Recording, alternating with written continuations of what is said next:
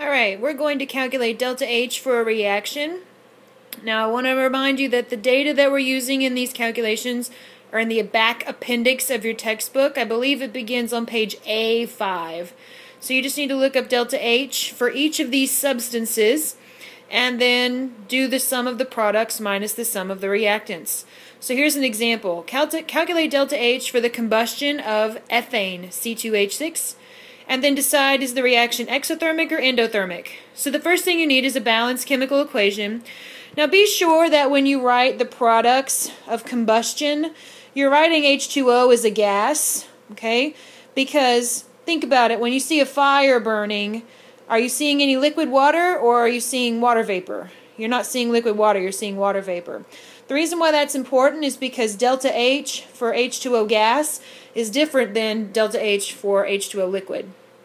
So combustion of a hydrocarbon produces CO2 and H2O, so all I need to do is balance it. And so delta H for the reaction is the sum of the products minus the sum of the reactants, because delta is always final minus initial. So these numbers are coming from the back of your textbook. So the heat of the heat of formation for CO2 is right here, and we're multiplying it by 4 because the coefficient is 4.